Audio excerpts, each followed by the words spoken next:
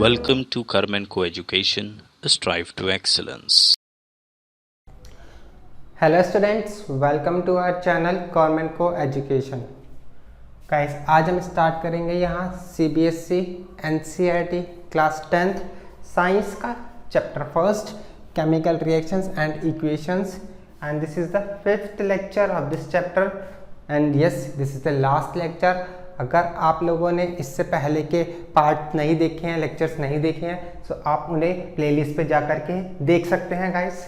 और आज का हमारा जो टॉपिक है that is effects of oxidation reactions in everyday life. हमारा जो एवरीडे लाइफ में ऑक्सीडेशन का इफेक्ट पड़ता है, ऑक्सीडेशन रिएक्शंस का, वो क्या होता है हमारी एवरीडे लाइफ में। सो आइए, इससे पहले हमने ऑक्सीडेशन रिएक्शन की बात की थी। जब हमने टाइप्स ऑफ रिएक्शंस पढ़ी थी तब हमने देखा था कि ऑक्सीडेशन रिएक्शंस क्या होती हैं। सो ऑक्सीडेशन रिएक्शंस बेसिकली वो रिएक्शंस होती हैं जिन सब्सटेंस में ऑक्सीजन का एडिशन होता है। सो बेसिकली हम क्या कह सकते हैं, ऑक्सीडेशन क्या होता है, addition of oxygen to any substance. किसी भी सब्सटेंस में जब हम ऑक्सीजन ऐड कर देते हैं या हाइड्रोजन को निकालते हैं तब वो ऑक्सीडेशन कहलाता है। तो आइए इसके इफेक्ट्स पढ़ते हैं गाइस। एवरीडे लाइफ में हमारे दो इफेक्ट्स होते हैं कोरोजन के। कौन कौन से इफेक्ट्स हैं? First corrosion and second rancidity. In corrosion जो ऑक्सीडेशन का इफेक्ट है वो होता है मेटल्स पे, मेटल्स को डैमेज करता है। ड्यू टू मेटल्स जब ऑक्सीजन और वाटर की या किसी केमिकल के कांटेक्ट में आते हैं तो वो धीरे धीरे डैमेज होना शुरू हो जाते हैं। सो ऑक्सीडेशन के जो डैमेजिंग इफेक्ट्स है, पहला मेटल्स पे होता है जिसका नाम होता है कोरोजन, और दूसरा फूड पे होता है, उसका नाम है रेंसिडिटी। सो आइए हम डिटेल में इनको पढ़ते हैं। सबसे पहले कोरोजन देखते हैं। First effect is corrosion.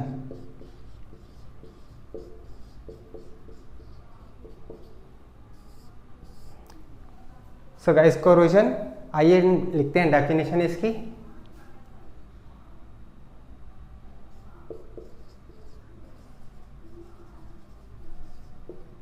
The eating up of metals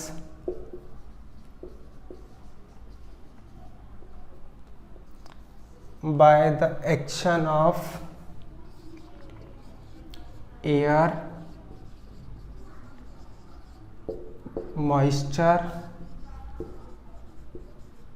or any chemical such as acids on their surface is known as corrosion. So guys, corrosion क्या है? Eating up of metals. जब मेटल्स का eating up हो जाता है, वो metals खत्म होते हैं, धीरे धीरे डैमेज होना शुरू हो जाते हैं बाय द एक्शन ऑफ, किसके द्वारा? Air. Air means, yes, air means होता है ऑक्सीजन, मॉइस्चर वाटर के प्रेजेंस में या वाटर के द्वारा, और एनी केमिकल, और केमिकल्स में हम एसिड्स यूज कर सकते हैं कि किसी भी एसिड के कारण ऑन देयर सरफेस। तो हम कंक्लूड करते हैं किसी भी मेटल सरफेस पर जब एयर, वाटर और कोई केमिकल का अटैक होता है तब वो मेटल धीरे धीरे डैमेज होना शुरू हो जाता है, और उस डैमेजिंग इफेक्ट का नाम है कोरोजन। उस प्रोसेस का नाम होता है कोरोजन। सो आइए देखते हैं कुछ मेटल्स कि किन किन मेटल्स पे कोरोजन कैसे कैसे इफेक्ट करता है। तो सबसे पहले इनके एग्जांपल्स में हम बात करेंगे कोरोजन ऑन आयरन। आयरन एक मेटल है, वी ऑल नो, और आयरन मेटल पे जब भी कोरोजन होता है एयर और मॉइस्चर दोनों की प्रेजेंस में होता है। आयरन ऑब्वियस एयर के कांटेक्ट में तो रहता ही है, आयरन ऑब्जेक्ट्स हमारे घर में भी होते हैं, आयरन नेल्स, तो एयर तो उन्हें मिलती ही है, बट अगर उन पे पानी भी लग जाए तब क्या होगा, उन पे धीरे धीरे जंग लगना शुरू हो जाता है। एंड उस जंग को हम क्या बोलते हैं, रस्टिंग। तो हम क्या बोलते हैं उसे, rust. So corrosion on iron objects का एक नाम होता है basically is known as rusting. वो किस वजह से होती है, because of hydrated iron oxide की वजह से, क्योंकि आयरन ऑब्जेक्ट्स के ऊपर एक लेयर आ जाती है, किसकी, हाइड्रेटेड आयरन ऑक्साइड की लेयर आ जाती है, जिसकी वजह से वो धीरे धीरे डैमेज होना शुरू हो जाती हैं और वो किस में कन्वर्ट हो जाते हैं, किस कलर में, रेडिश ब्राउन कलर में कन्वर्ट हो जाते हैं। तो हमने ये हम एवरीडे लाइफ में देखते हैं गाइस। हम यहाँ पे क्या बात कर रहे हैं, effects of oxidation reactions in everyday life. Everyday life मतलब जो हम देख रहे हैं रोज में। आयरन नील्स हम देखते हैं कि अगर हम आयरन नील्स या आयरन का कोई भी ऑब्जेक्ट लाए, उस पर अगर हम पानी गिर जाता है तो आफ्टर सम टाइम, क्योंकि it is a gradual process, the eating up of metals by the action of air moisture chemical, eating up of metals gradually भी हम लिख सकते हैं। ग्रेजुअली का मतलब है धीरे धीरे, मतलब कोई प्रोसेस है एकदम से, ये नहीं कि जंग लग गया, हम आज कोई आयरन का ऑब्जेक्ट लाए और कल उस पर जंग लग गया। It is a slow process, so बहुत स्लो होता है, बट यस वो जंग लगना एक कंटिन्यूस प्रोसेस है जो होगा ही होगा। सो इस कोरोजन जो होता है आयरन ऑब्जेक्ट्स पर, वो किसकी वजह से होता है, वो होता है हाइड्रेटेड आयरन ऑक्साइड की लेयर की वजह से। एंड कोरोजन ऑफ आयरन का नाम क्या है, रस्ट। हम इसको रस्ट भी कहते हैं। सेकंड एग्जांपल हम कह सकते हैं कोरोजन ऑन सिल्वर ऑब्जेक्ट्स। सो हम सिल्वर के ऑब्जेक्ट्स, हम सिल्वर की ज्वेलरीज लाते हैं, जब हम लेके आते हैं दे आर मच शाइनिंग, बहुत ज़्यादा शाइन करती हैं वो, but after some time they appears dull, एकदम डल हो जाती हैं, अपीयर्स ब्लैक, वो ब्लैक हो जाती है। और हमें वो ब्लैक क्यों दिखती है, because of silver sulphide, because of silver sulphide. उनके ऊपर सिल्वर सल्फाइड की एक लेयर अटैच हो जाती है, एक लेयर आ जाती है, जिसकी वजह से they appears dull and black, वो ब्लैक कलर की हमें दिखनी शुरू हो जाती है। सिल्वर के कॉइन्स भी हमने देखे हैं, सिल्वर के हम देखते हैं यूटेंसिल्स भी होते हैं, और सिल्वर की ज्वेलरीज भी हम देखते हैं, सब वो after some time black colour में कन्वर्ट हो जाती हैं because of this substance, because of silver sulphide. And the third is, एक और हम इफेक्ट देखते हैं, damaging effect corrosion on copper, corrosion on copper objects.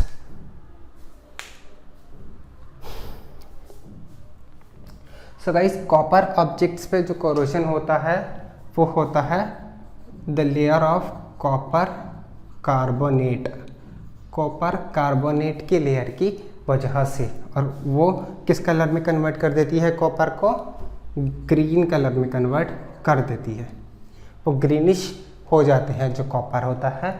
After some time it appears greenish because of the layer of copper carbonate. So basically हमने ये 3 examples पढ़े, और हमारे लिए जो मोस्ट इम्पॉर्टेंट है that is rusting of iron और rusting, ये हमारे लिए बहुत इंपॉर्टेंट होगा। इसके अलावा भी हमने देखा कि सिल्वर ऑब्जेक्ट्स पे भी कोरोजन होता है और कॉपर पे भी, और इवन सभी मेटल्स पे, मोस्ट ऑफ द मेटल्स पे जो है कोरोजन होता है। अब हम पढ़ेंगे कुछ preventive measures of corrosion. Rusting of iron से हम कैसे प्रिवेंट कर सकते हैं, आयरन ऑब्जेक्ट्स को कोरोड होने से कैसे बचा सकते हैं। सो आइए देखते हैं हम प्रिवेंशन ऑफ रस्टिंग, रस्टिंग से कैसे कैसे प्रिवेंट कर सकते हैं हम। तो फर्स्ट, बाय पेंटिंग, किसी भी आयरन ऑब्जेक्ट के ऊपर हम उसको पेंट कर देते हैं वापस से, जिसकी वजह से क्या होगा, वो जो कोरोजन है, वो जो रस्टिंग है, वो ख़त्म हो जाएगी, वो प्रिवेंट हो जाएगी, हम उसको क्या कर सकते हैं, पेंट कर सकते हैं। सेकंड, बाय अप्लाइंग ग्रीस और ऑयल। हम क्या अप्लाई कर सकते हैं, ग्रीस या ऑयल भी यूज़ कर सकते हैं। बेसिकली मशीन पार्ट्स में हम देखते हैं जो आयरन के पार्ट्स होते हैं उनमें हम क्या ऑयल डालते हैं, जिससे वो स्मूथली वर्क करना शुरू कर देते हैं, उनके ऊपर जो रस्ट होता है वो ख़त्म हो जाता है। ग्रीस का यूज़ करते हैं हम गाइस, बाईसाइकिल्स की जो चेन होती है बेसिकली उसमें भी हम ग्रीस लगाते हैं, जिसकी वजह से वो स्मूथली वर्क करें और वो रस्ट से प्रिवेंट हो सके। थर्ड प्रोसेस है बाय गैल्वेनाइजेशन। अभी गैल्वेनाइजेशन क्या होता है guys? So galvanisation is the process in which हम क्या करते हैं, आयरन ऑब्जेक्ट्स के ऊपर जिंक की एक लेयर लगा देते हैं। वी नो, हमने डिस्प्लेसमेंट रिएक्शन में जो हमारी रिएक्टिविटी सीरीज देखी थी उसमें हमने पढ़ा था कि zinc is more reactive than iron. तो क्या होगा उससे, जो जिंक की लेयर हम इसलिए लगाते हैं ताकि जिंक उस आयरन ऑब्जेक्ट को कोरोड होने से बचा ले, उस पर रस्टिंग ना हो। तो बेसिकली ये 3 मेथड्स होते हैं प्रिवेंशन के। मेथड्स और भी है बट वो हम आगे लेटर ऑन हमारे 3rd चैप्टर में हम डिटेल में पढ़ते हैं इस टॉपिक को। अभी हमारे 1st चैप्टर में उतना नहीं है, तो हम बेसिकली बस मेन चीज़ें पढ़ रहे हैं कोरोजन के बारे में। इसी टॉपिक को डिटेल में हम chapter number 3 metals and non metals में पढ़ेंगे। सो प्रिवेंशन हम कैसे कैसे कर सकते हैं, by painting, by applying grease और oil and by galvanisation. Now बात करते हैं हम हमारे सेकेंड इफेक्ट की, which is effects on food. Food पे क्या इफेक्ट होता है कोरोजन का। सो गाइस आइए देखते हैं हमारा second effect which is rancidity. Rancidity, so guys ये रेंसिडिटी क्या होता है, तो हम पहले लिखते हैं डेफिनेशन इसकी। The condition produced by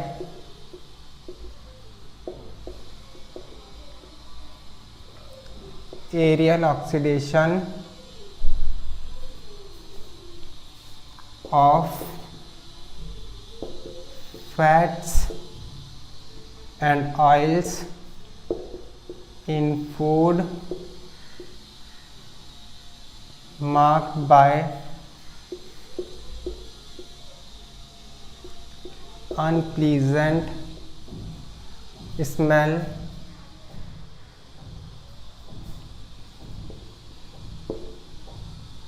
and taste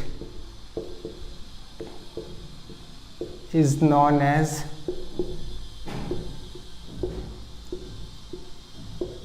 rancidity. So this is basically the damaging effects of corrosion in food, of oxidation, basically not corrosion, of oxidation in foods।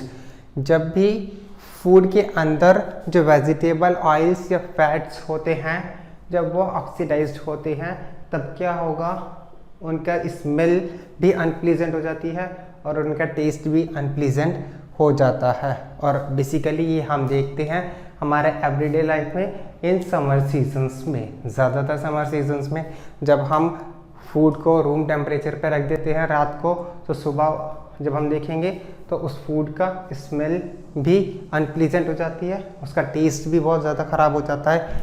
In short वो खाना ख़राब हो जाता है, वो खाने के लिए सही नहीं होता फिर, क्योंकि वो रेंसिड हो जाता है। और वो ख़राब क्यों होता है, because of the aerial oxidation of fats and oils, क्योंकि जो एटमॉस्फेयर की ऑक्सीजन है, एरियल ऑक्सीजन जो एयर के अंदर ऑक्सीजन प्रेजेंट होती है, वो जब फैट्स और ऑयल्स में मिक्स होती है फूड के अंदर, तब उसकी स्मेल और टेस्ट को वो ख़राब कर देते हैं। सो अब हम प्रिवेंशन कैसे कर सकते हैं, प्रिवेंशन ऑफ रेंसिडिटी। रेंसिडिटी से हम अपने फूड को ख़राब होने से कैसे बचा सकते हैं। सो इसके कुछ प्रिवेंटिव मेजर्स मैं आपको बता देता हूँ। First, by keeping food in refrigerator, जो कि हम सब लोगों को पता है कि हम क्या करते हैं समर्स में, फूड को रेफ्रिजरेटर के अंदर रखते हैं जिससे कि वो ख़राब ना हो और फिर वो सुबह तक सही रहता है। Second, bye storing food in air tight containers, हमें फूड को ऐसे कंटेनर्स में, ऐसे बर्तनों में रखना चाहिए जो एयर टाइट हो, जिनमें हवा पास ना हो सके। थर्ड,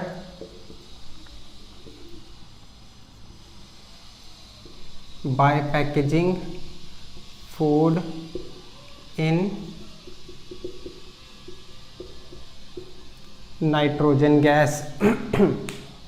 बेसिकली जो लेज या जो चिप्स होते हैं उनके अंदर जो गैस फील्ड की जाती है जिसकी वजह से वो ख़राब ना हो, that gas is nitrogen gas, उनमें नाइट्रोजन गैस भरी जाती है। सो हम फूड को पैक किस में करते हैं, नाइट्रोजन गैस में पैक करते हैं जिससे कि वो ख़राब ना हो। And the fourth one is by adding antioxidants, हम फूड के अंदर एंटीऑक्सीडेंट्स का भी यूज़ कर सकते हैं। एंटीऑक्सीडेंट्स वो सब्सटेंस होते हैं जो ऑक्सीजन के साथ रिएक्ट नहीं करते, और ऑक्सीजन से जब वो रिएक्ट नहीं करेंगे तो वो फूड को ख़राब होने से बचा लेते हैं। तो इन 4 तरीक़ों से हम फूड को रेंसिड होने से बचा सकते हैं। फर्स्ट, फूड को रेफ्रिजरेटर में रख के, एयर टाइट कंटेनर्स में स्टोर करके, नाइट्रोजन गैस में पैक करके फूड को, या उनके अंदर एंटीऑक्सीडेंट्स को मिक्स कर सकते हैं। So guys, this is all about the chapter number 1 of class 10th CBSE NCERT which is chemical reactions and equations, जहाँ पे हमने हर एक टॉपिक को बहुत ही डिटेल में समझा है, बट केवल उतना जितना हमें ज़रूरत है, जितना क्लास 10th में हमारी NCERT बुक्स में दे रखा है एंड जितना हमें CBSE बोर्ड्स में लिखने के लिए आ सकता है। तो हमने केवल इस टॉपिक को, हर एक टॉपिक को केवल उतने ही लेवल पे पढ़ा है, और साथ ही साथ मैंने आपको हर एक टॉपिक की डेफिनेशंस, उसके एग्जांपल्स यहाँ पे कराए हैं। आई होप कि आपने वो सारे नोट्स बनाए होंगे मेरे साथ साथ, जैसे कि मैं यहाँ पे लिख रहा था, आपने भी नोट्स साथ साथ बनाए होंगे। सो आप प्लीज़ उन नोट्स को अच्छे से पढ़िएगा, थोड़ा याद कीजिएगा, और मोस्ट ऑफ द थिंग्स को हम समझ के अपने वर्ड्स में भी लिख के आ सकते हैं। सो अब हमारा काम होगा एक्सरसाइज का। सो नेक्स्ट वीडियो में आपको मिलेगी एक्सरसाइज के सारे टेक्स्ट बुक के क्वेश्चन आंसर्स हम करेंगे, एक एक क्वेश्चन को बहुत अच्छे से समझेंगे कि किस क्वेश्चन का क्या आंसर हो सकता है और क्या नहीं। सो आइए, अब आई होप कि आपको इसमें हर एक टॉपिक्स अच्छे से समझ में आया होगा। एंड यस, अगर आपको किसी टॉपिक पे कोई भी डाउट होता है सो आप वो हमें कमेंट सेक्शन में मेंशन कीजिएगा, उस टॉपिक पे आपको सेपरेट वीडियो प्रोवाइड की जाएगी गाइस। Thank you guys.